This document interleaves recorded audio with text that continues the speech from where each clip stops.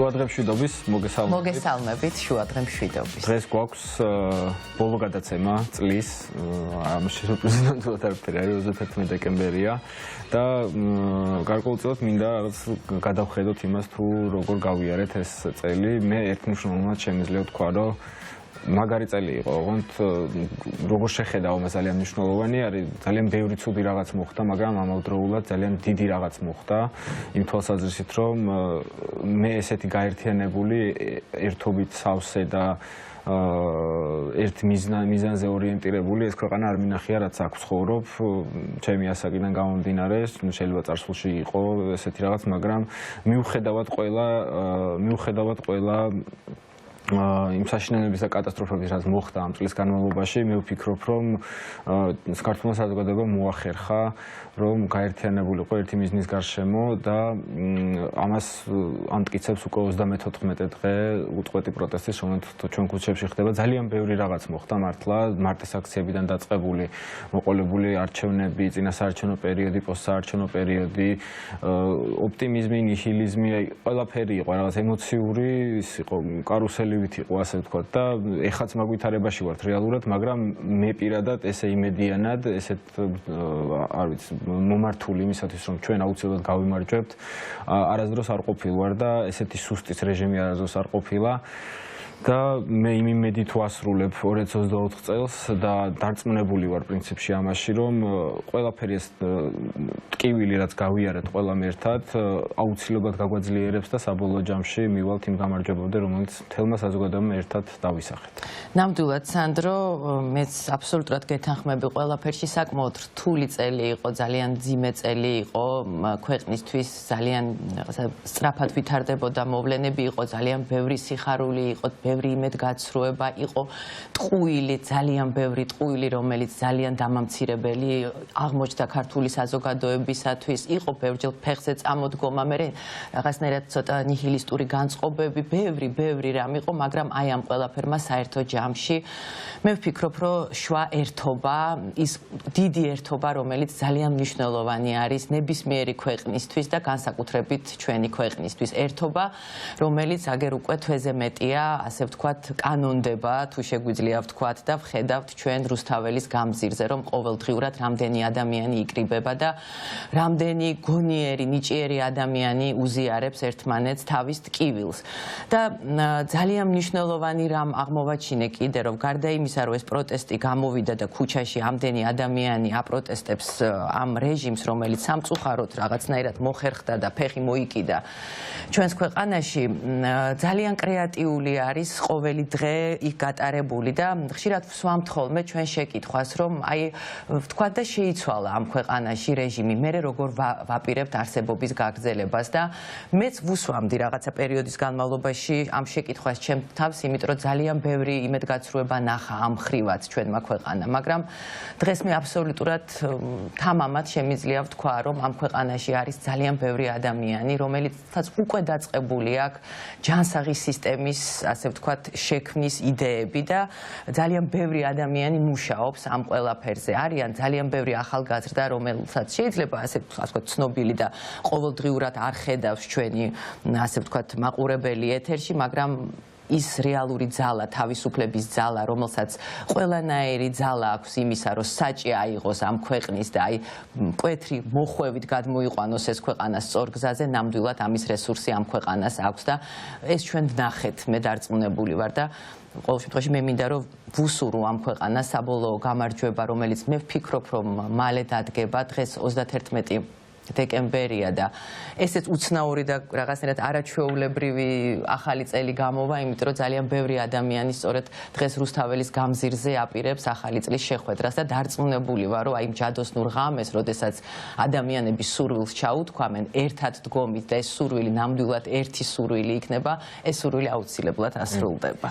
და როგორც ვახსენე, ძალიან ბევრი ადამიანი ელოდება 2025 წელს იმ იმედით, რომ ამ ქვეყანაში ბევრი რამ შეიცვლება, მაგრამ განსაკუთრებით მინდა გამოვყო ის ადამიანები, რომლებიც ახლა არ იმყოფებიან თავის ოჯახებთან, არ იმყოფებიან თავის მეგობრებთან და არიან რეჟიმის ტყვეები.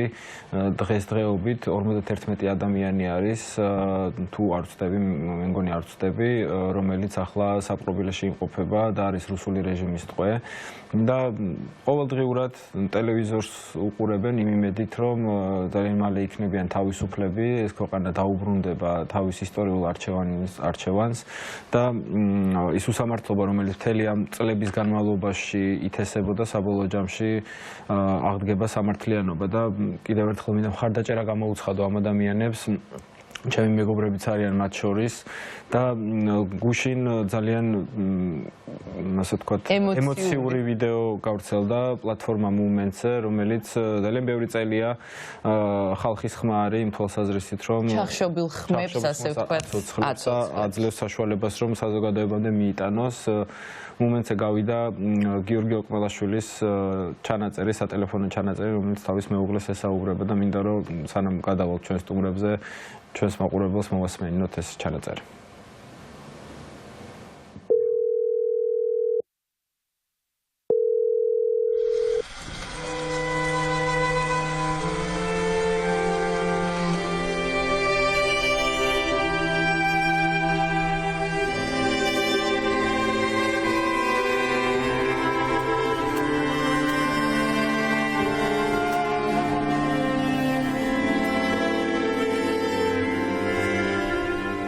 Koko. როგორ ახარ? რა ვიკო? ვარ, რა შე როგორ ხარ? ამენაულება, ზევა 4 კედელში. როგორია ეგ შენი 4 კედელი? 6 მეტრი 3 მეტრზე. 6 მეტრი რამდენზე? 3-ზე. 6 ვიყავით, ეხა 2 წავიდა, 4 დავჭით. ტუალეტში რიგები იყო აი. აიმე. გოლარაშო. რა ვიცი არის რა, ენატრები ძალიან. ყოველ დაწოლის წინ გახსენებს ხოლმე.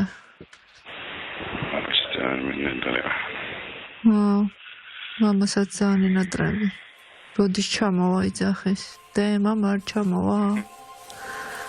ჩვენ წავიდეთ ამერიკაში, მეუბნება.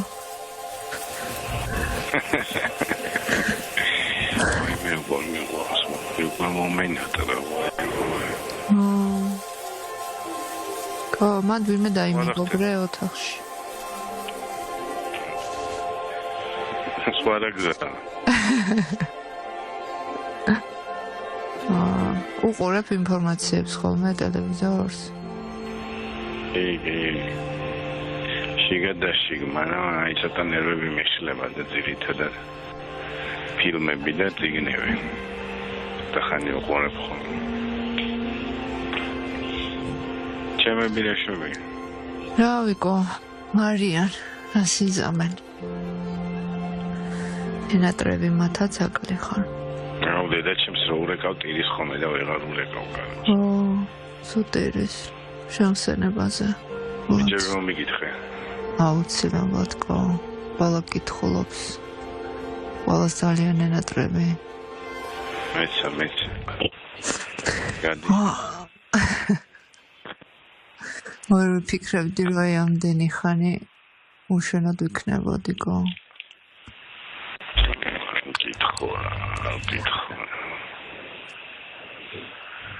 Aujourd'hui, très fatigué. Là, je suis bien ხოლმე. არის 4 კედელი, 1 პანჯარა, 1 კარები. всё, რა უნდა ქნა, რა ვერაფერსაც ვეშვებ. კითხულობ და უყურებ ტელევიზორს. კითხულობ, უყურებ ტელევიზორს. ვიძინებ, კითხულობ, უყურებ ტელევიზორს. ტელევიზორს კითხულობ, ვიძინებ. აი, ეგ არის ტელევიზორი. და წარმოიდგენდი შენ. სასეირნოც არის რამხელა, იცი? რომანა ბიჭი 6 ნაბიჯზე. რატო ესეთი ფაქი არის და 4 არის და ზევით არა აქვს ის რა ქვია. ჭერი, სეტკის ჭერია. აი ეგარი ჩემი სასეირნო. ყოველდღიურად მან ვსეირნო. 1 საათი დავდივარ. სიარული არ დამავიწყდეს. ფანჯიდან კიდე უბერავს? იქ არის დროს კი და ეს ქარი რაც არ არის, არ უბერავს. იქნებ თხოვა მან. ინტერესოა მეთქი აქ ყოფნა ვერ ვიტყვე. უცნაურია.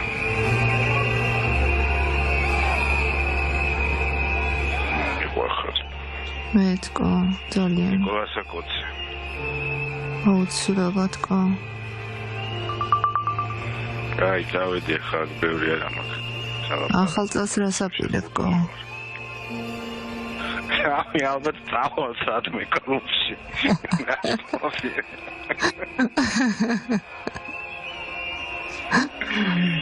რა პროფილებ. სახში ვიქნები. ჯერ სახში და მერე ვნახოთ ალბათ, რა ვიცი.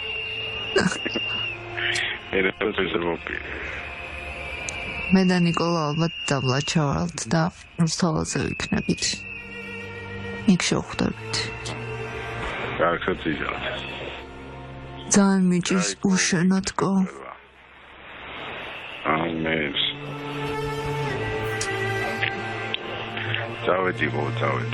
მოგვახ. მეტკო, თავს გაუფრთხილდი.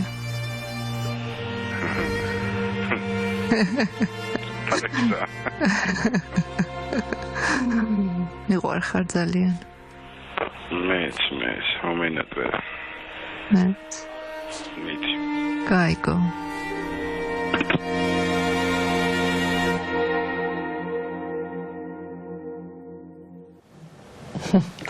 ნამდვილად ძალიან ემოციური ვიდეო არის. ემოციური, სევდიანი და იუმორით სავსე და იმედის მომცემი. აი, ყველაზე არ ვიცი, შეიძლება იმიტომ რომ ეს ადამიანები მართლა სიმართლის გამო, თავისი ქვეყნის სიყვარულის გამო შედან და ეს კიდე რაღაცა სხვანაირად გაძლიერებს ალბათ ადამიანს და ამ ყველაფერს უყურებ, ხვდები როგორი მძიმეა, როგორი მტკივნეულია, რას განიცდიან ადამიანები ერთმანეთთან დაშორებით, მაგრამ ძალიან დიდი იმედი არის ამ ყველაფერში. იმედი არის იმისში, რომ არასოდეს ბოროტება ამ ქვეყანაზე არ იმარჯვებს და ეს ვიდეოც მე ვფიქრობ, რომ ამის დასტური არის. და ყველაზე მნიშვნელოვანი და ყველაზე მთავარი არის ის, რომ სანამ ადამიანი ცოცხალია, ყველაფერი წინა აქვს და ამიტომ ეს ბრძოლის, ასე ვთქვათ, ძალა ყოველთვის არსებობს. დღეს ჩვენი სტუმრები არიან თამთა ჩხეიძე, გიორგი ოკმელაშვილის მეუღლე და ლელა ახობაძე, საბა სხვიტარიძის დედა.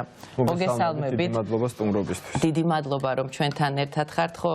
ძალიან რთულია თქვენი მდგომარეობა, ძალიან რთულია ჩვენი მდგომარეობა, მაგრამ თქვენი კიდე ასმაგათ, იმიტომ რომ წარმოუდგენელი ტკივილია, როდესაც შენი ძალიან ახლობელი ადამიანი აბსოლუტურად უმიზეზოდ და აბსოლუტურად უდანაშაულო ადამიანი, იმიტომ რომ მას თავის ქვეყანა უყვარს და ებრძვის იმ რეჟიმს, რომელიც დღეს სამწუხაროდ ჩვენ ქვეყანაში ამის გამო შორტები მას და მას უწევთ საპყრობილეში ყოფნა.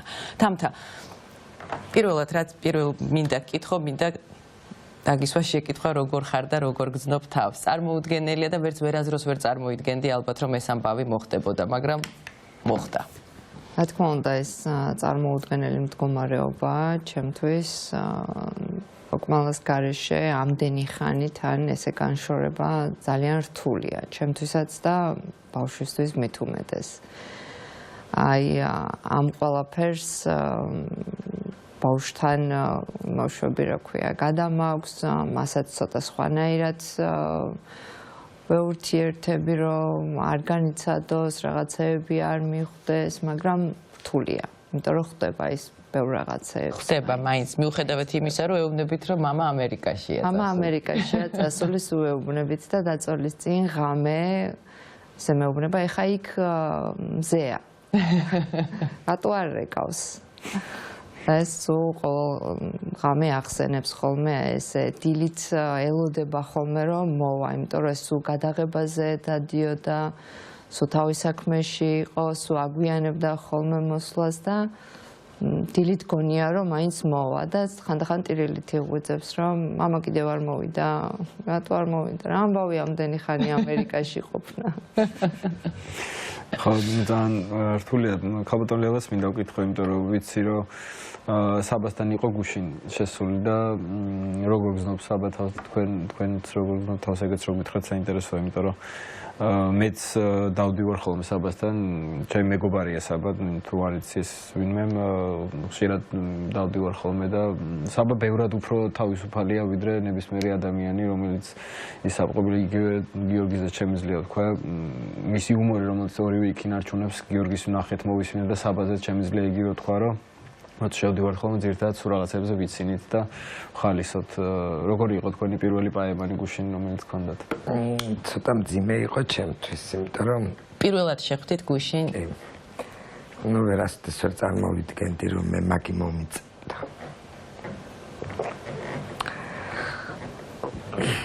ხო, ძალიან მძიმეა გიორგის იძახის რომ დედა ჩემსო ვერ ველაპარაკებიო, იმიტომ რომ როგორც კი ჩემი ხმა ესმისო, მომენტალურად ტირილს იწყებსო. საკმაოდ ხნეთ არის და მეც რო დავინახე, სიმართლე რო გითხრათ, რომ ხედავ რომ ესე ძლიერად არის, როგორც სანდრო ამბობს, რომ იუმორის შეგრძნება შენარჩუნებული აქვს და რაც თავარია სილაღე აქვს შენარჩუნებული, არანაირი რაღაც ბოხმა ან რაღაცა ისეთი არც მის თვალებში არ არის და არც მის ღიმილში და აი ეგ არის რომ ეგ მაიმედებს მაძლიერებს რომ ჩემთვის მთავარი მაინც ის არის რომ ის დარჩეს ის რაც იყო და რაც არის. საბამას და გიორგიმეს და ზუსტად იციან რატომაც ხედან ციხეში და ეგ არის მაგათი სიძლიერე რეალურად სიყვარულმა ზუსტად ეგ არის რაც მაგათ აძლიერებს, იმიტომ რომ არიან ადამიანები, რომლებიც იაზრებენ იმ დანაშაულს, რომელიც ჩაიდინეს, მაგრამ იქ ადამიანები 51 ადამიანი ზუსტად იცის რატომაც ხედან, ისინი არიან რეჟიმის ტყვეები, რუსული რეჟიმის ტყვეები, რომლებიც საკუთარი ქვეყნის სიყვარულისთვის ხედან იქ. და ეს ვფიქრობ, აი თამთას მინდა ვკითხო ზუსტად, რომ რამდენად გაძლიერებთ თქვენ თვითონ ეს მოვლენა, იმიტომ რომ ერთია, როდესაც ადამიანი პატიმრობაშია, მესმის რომ რთულია, მაგრამ მეორე, როდესაც ის ფაქტიურად რეჟიმის პატიმარია და გავაწყლები და აი როგორც მე ალბათ ვფიქრობ ხოლმე სულ როგორც ჩემი ბებია ბაბუა ყვებოდნენ რომ მამა დააპატიმრეს, ბაბუა დააპატიმრეს, რაღაცნაირად ესე მოუყვებით თქვენს ასე ვთქვათ შვილიშვილებს ამ ისტორიას. რაღაცა სიამაყე არის ამაში, იმიტომ რომ ის თავისუფლებისთვის მებრძოლი ადამიანია რა და ეს ალბათ ძალიან გეხმარებათ. რა თქმა უნდა, ანუ ყველაზე ძლიერი არგუმენტი საკუთარ თავთანაც და ყველასთან ის არის რომ მართალი ხარ. ანუ როდესაც მართალი ხარ, შენს გარშემო სხვა რაღაცეები ყველაფერი უძლურია. მთავარია საკუთარ თავთანაც და ყველაფერთან იყო მართალი, ხო პირველ რიგში. თამთა ნახე რომ შევხედოთ როგორც განვითარდა მოვლენები მარტის ანუ კანონის წინააღმდეგ აქციებზე მოხდა გიორგის დაკავება და იქიდან მოყოლებული ძალიან სწრაფად განვითარდა მოვლენები და მოვედით დღეს აქამდე. ეს პროცესის თითო როდესაც ალბათ ამ პროცესსაც უყურებ, აქაც რწმუნდები, კიდევ დარწმუნება არ გჭირდება, მაგრამ რეალურად რასთან ქონდა საქმე და რა რეჟიმს ვებრძვით, ალბათ კიდევ უფრო გამოიკვეთა ამის თქმა მინდა. კი, რა თქმა უნდა, ანუ იმ კანონიდან გამომდინარე, იმ ჩვენი საპროტესტო აქციებიდან და ეს ყველაფერი ნელ-ნელა ესე ცუდისკენ მიდის და მიდის, მაგრამ ყოველთვის ისა გვაქვს რომ ჩვენ ნამდვილად სამშობლოს გულისთვის ვაკეთებთ ამ ყველაფერს და არ ვაკეთებთ რაღაცა გაუაზრებლად ყველაფერი მიზანმიმართული არის და ჩვენ ვიცით რომ ჩვენი სამშობლოსთვის რა გვინდა. რა არის უკეთესი და როგორ უნდა განვითარდეს, როგორი უნდა იყოს ჩვენი შვილების მომავალი. სად უნდა იცხოვრონ და როგორ უნდა იცხოვრონ. ანუ არ გვინდა ის წარსულის დაბრუნება, რაც იყო. ჩვენ გვინდა უკეთესი ყველასთვის აბსოლუტურად ერთმანეთისთვის. და არაფერი არ აჩვენებს ამ რეჟიმის სახეს იმაზე უკეთესად, ვიდრე მაგალითად გიორგის შემთხვევაში რაც იყო. დეკემბრის პირველ ნახევარში უნდა ყოფილიყო შემაჯამებელი სხდომა, სადაც განაჩენილ და გამოეცხადებინა დაეტოვებინათ და რაღაც აბსოლუტურად მოგონილი მიზეზით პროკურორი ვერ მივიდა ბრჭყალებში ამ სხდომაზე, გადაიდო სხდომა იანვრის 15-ში. ამას მხოლოდ ერთი მიზეზი აქვს, მაყურებელი ვინც არ იცის, ერთადერთი მიზეზი ისაა, რომ მას შემდეგ რაც განაჩენი დადგებოდა, პრეზიდენტს ექნებოდა შესაძლებლობა, რომ ეს ადამიანი შეეწყალებინა და სისტემამ სპეციალურად, ხელოვნურად გააჭიანურა ეს პროცესი, იმიტომ რომ გიორგი დაეტოვებინათ საპყრობილეში. ნამდვილად, სულ ესე იწელება. ხან პროკურორი გადის 3 კვირით შვებულებაში, ხან მოსამართლეს რაღაც არ აქვს ის დოკუმენტაცია, რაც უნდა კონდეს. ეხა ბოლოს უკვე იყო ოქტომბრის თვეში, ბოლოს სასამართლო რო იყო, გადადეს 2 თვით.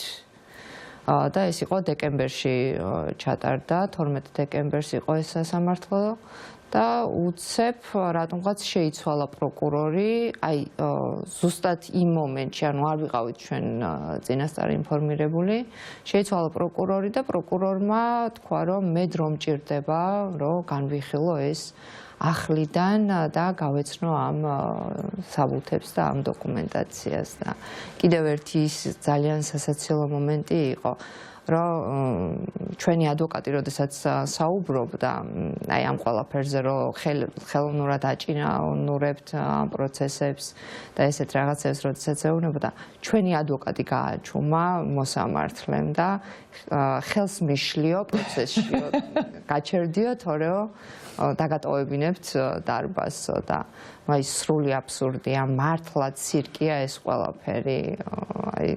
ხო, იქ ასეთი ფაქტით დაფიქსირდა, რომ როდესაც წამების აღწერა მიმდინარეობდა, შეაწყვეტინეს მოსამართლეებმა, ხო, რომ წამება კი, ანუ მე არ მეხება იძახის სხვა სასამართლოს გულისხმობ, ხო? კი, საბა შემთხვევაში იყო ეგ, მაგას მოკლედ ავწერდი. საბა შემთხვევაში იყო წამება და არადამიანური მოპყრობა, ვინაიდან მე თვითონაც ვესწრებოდი იმ გამოკითხვას. საბა შემთხვევაში იყო 2 ეპიზოდი, სადაც პოლიციის სამმართველოში ფიზიკურად გაუსწორდნენ ორჯერ, ჯერ იყო დიღმის სამმართველოს მე-5 სართულზე, შემდგომ მას შემდეგ რაც ხელახლა დაათვალიერეს, აიყვანეს მე-8 სართულზე და ხელახლა გაუსწორდნენ ნიღბიანი ადამიანები, რომელიც იდენტიფიცირებას არაფერი არ ჭირდება, უბრალოდ კამერები არის ამოსაღები პოლიციის სამმართველოდან, სადაც აუცილებლად იქნება და დღეს იქნება თუ ხვალ იქნება ამ ადამიანის იდენტიფიცირება მოხდება და აუცილებლად დაისჯებიან ეს ადამიანები და ხო სასამართლოზე იყო ეგეთი ეპიზოდი, როდესაც საბა საუბრობდა ამის შესახებ, მაგრამ გააწყვეტინეს და უთხრეს, რომ ეს არ ეხება იმ საქმის სრულელად. არ ეხება. ძალიან ძიმე არის, ერთი არის, როდესაც ადამიანს აპატიმრებენ უმიზეზოდ და აი ამ ყველაფრის გამო და მეორე არის, როდესაც ამას თანსდევს წამება. ეს კიდევ არ ვიცი, მართლა ენით აუღწერელი რამ არის ყველა ადამიანისთვის, ყველა ახლობელი და განსაკუთრებით ალბათ დედისთვის, იმიტომ რომ მეც დედა ვარ და დედის პოზიციიდან ეს მდგომარეობა მართლაც წარმოუდგენელი არის. და ამიტომ სწორედ ძალიან მნიშვნელოვანია დღეს ასეთი ადამიანები ყავს ჩვენ საპყრობილეში და ძალიან მნიშვნელოვანი არის, რომ თქვენ რას ეტყოდით ასეთი ადამიანების ახლობლებს დღეს. ასეთი ადამიანების ახლობლებს ყველას ვეტყოდი, რომ უნდა გაძლიერდნენ, ეს აუცილებლად დასრულდება. აუცილებლად გავიმარჯვებთ, აი ღრმად ვარ დარწმუნებული, ძალიან მომწონს თუნდაც დღევანდელი პროცესები, იმიტომ რომ არ აქვს მნიშვნელობა, ხა ჩვენი შვილები იქნებოდნენ დაზარალებული თუ სხვისი იქნებოდნენ, ვიღაცას აუცილებლად რაღაცაზე რეჟიმი უნდა დატაკებოდა და რაღაცა პასუხები უნდა მოეთხოვათ. ნუ მართალია ხა არ მაგის სურვილი არ მქონდა, რომ მაინდა-მაინც ჩემი შვილი მოხვედრილიყო, მაგრამ ამ მნიშვნელობა აქვს, ყველა შვილი შვილია და მოვადრო ალბათ, რომ ჩვენ აუცილებლად გავიმარჯვებთ თან ძალიან მალე და იმედიანად ვარ. არასოდეს არ მეპარება ეჭვი და არც დავნებდები. ბოლომდე ვიბრძოლებ და ბოლომდე დაუდგები გვერდში ჩემ შვილს და ყველა შვილს, ყველა პატიმარს, რომელიც არის არაფრის გამო, სამშობლოს სიყვარულის გამო დაჭერილი და ანუ ისჯებიან, იმიტომ რომ უყვართ თავის ქვეყანა. თორე ეხა აქ ისეთი ხალხია დაკავებული, ყველას რომელსაც შეეძლო, რომ საზღვარგარეთ წასულიყვნენ და თავისი ცხოვრება ძალიან თავისუფლად, ძალიან ლამაზად, ძალიან მშვიდად გაეგრძელებინათ. არცეც არ ქონდა მაგის პრობლემა, რომ ვერ წასულიყვნენ და არ წასულიყვნენ. უბრალოდ ეს იყო, რომ ამათ უნდათ რომ აქ ყოფილიყვნენ, რომ მისი სამშობლო არავისთვის დაეტოვებინათ და ყოფილიყვნენ თავისი სამშობლოს მოყვარულები და თავის სამშობლოში ეცხოვრა. სახლში ეცხოვრათ, ანუ ეგ არსად ვერსად ვერ იქნება ისე როგორც ჩვენ სახლში ხარ, სახლი ერთია.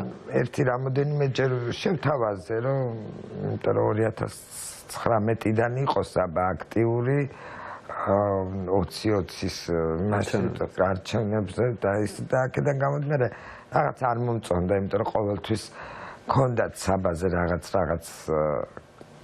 ზედმეტი ყურადღება და აქცენტები და ნუ შევთავაზე საბას, რომ დიდი ინტუიცია. ხო არ წავიდეთ და ვის უტოვებდე და რატო უნდა წავიდე, ვის დაუტოვო ჩემი ქვეყანა, მე წავალ, სხვა წავა და რაღა დარჩება, ვინ დარჩება, ესე იგი უსამშობლოთ უნდა დავჭეთ და ვიცხოვროთ, ესე გამოდისო და ვის უნდა გავექცეო, ჩემ თავს გავექცეო, პასუხი ეს იყო და მის მერე მე ვეღარც გავბედე, რომ საბასთვის ოდესმე მეთქვა, რომ ჩვენ უნდა წავიდეთ სადმე.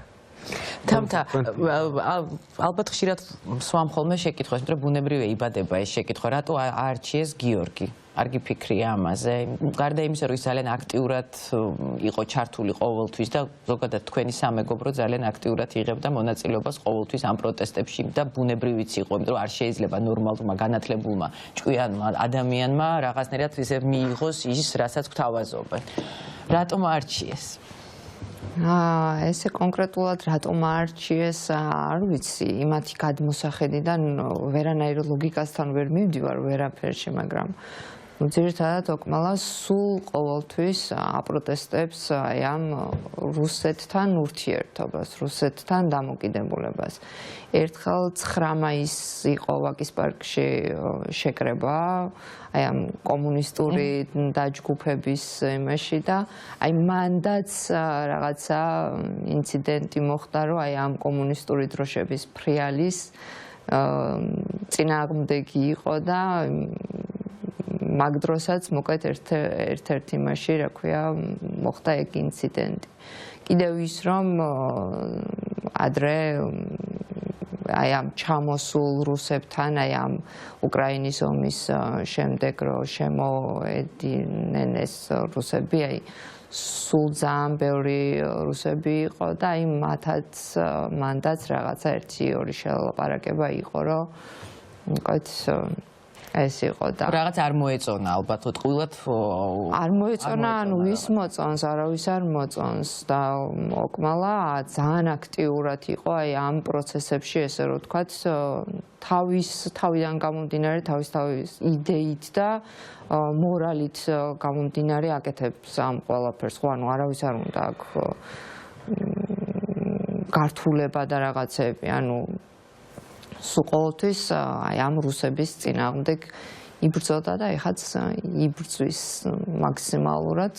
ისაუბრეთ ოდესმე რომ შეიძლება წავხვიდეთ ამ ქვეყნიდან?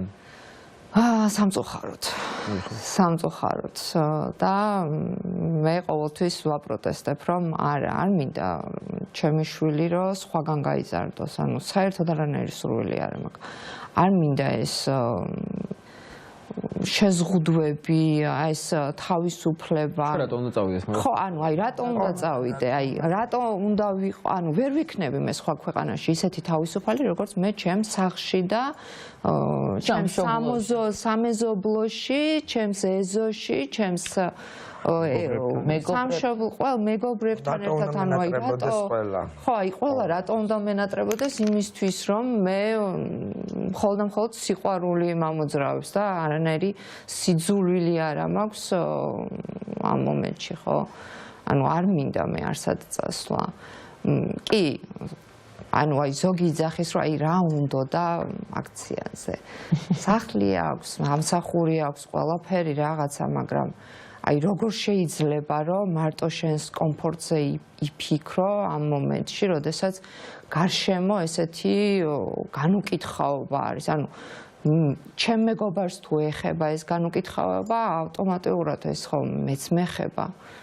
ეს ხო ყველასთან არის ეს ყველაფერი და არ შეიძლება აი ამ ყველაფრის ატანა და ნამდვილად რა როგორც ითქვა ის რომ ერთად დგომით ერთმანეთის სიყვარულით და აი ამ სიძლიერით, აი ამ ემოციით მართლა რაც გარეთ ხდება ეს 34 დღეა, ხო თვეზე მეტია უკვე იქ გავართ.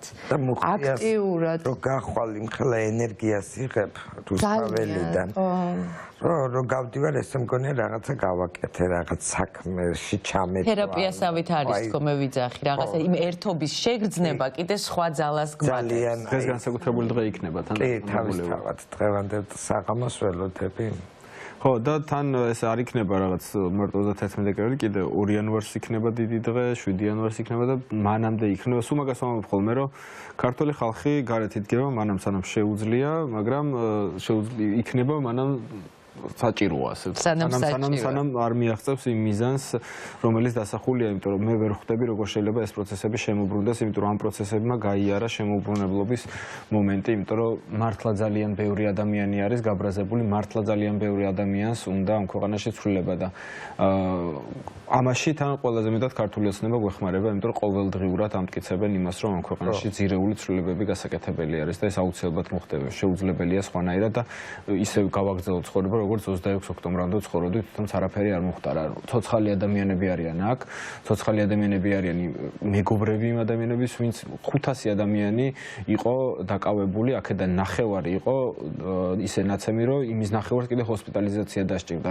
საუბრობთ კოლოსალურ რიცხვებზე, სულ ვამბობ ხოლმე, რომ საქართველოს პატარა ქვეყანაა და 500 ადამიანი ძალიან დიდი რიცხვია ამისთვის. ამერიკაში რომ იგივე პროცენტულობით მომხდარიყო, იგივე 36,000 ადამიანი და დაეკავებინა. ხვდებით რამ ხელა მასშტაბზე არის საუბარი, როდესაც ქვეყნის მოსახლეობაზე ვსაუბრობთ, ხო?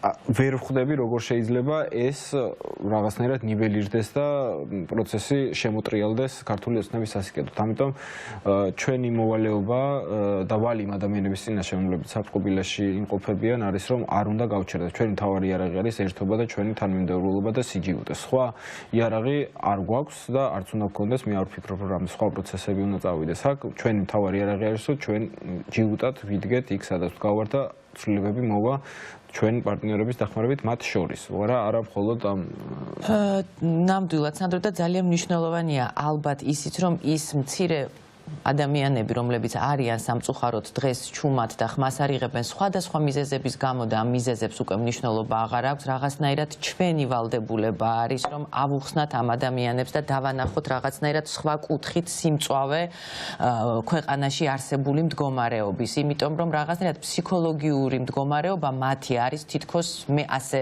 გონია, იმიტომ რომ როდესაც მათ ვესაუბრები, ასეთი შთაბეჭდილება მრჩება, რომ არ უნდათ რაღაცების დანახვა, არ ვუყურებ ტელევიზორს, არ მაინტერესებს არაფერი. ესეც ერთგვარი თავდაცვა არის და მე მინდა ამ ადამიანებს მიმართო და ჩვენც რაღაცნაირად მოვახერხოთ, უნდა მათთან დალაპარაკება და ვფიქრობ, რომ რაღაცნაირად აი სიმწვავე პროცესის რაღაცნაირად სწორად დავანახოთ, იმიტომ რომ ვიმეორებ, აქ არ არის პოლიტიკური ლიდერებზე საუბარი, აქ აღარ არის უკვე პოლიტიკურ გემოვნებაზე საუბარი, აქ არის მართლა ამ ქვეყნის ყოფნა არ ყოფნაზე. დარჩება თუ არა ეს ქვეყანა მარტო რუსეთთან, თუ იქნება ეს ქვეყანა რაღაცა ესეთი განვითარებული ცივილიზაციის ნაწილი. აი ამაზე არის საუბარი და ჩვენ უნდა მოვახერხოთ რაღაცნაირად, რომ არ ვიცი, მედიის ვალდებულებაც არის ალბათ ეს ჩვენი საზოგადოების, რომ დალაპარაკება მოხდეს და რაღაცნაირად შედგეს, ასე ვთქვათ, კიდე გაიზარდოს ეს ერთობა მე მინდა, იმიტომ რომ ნამდვილად მძიმე მდგომარეობა გვაქვს ამ.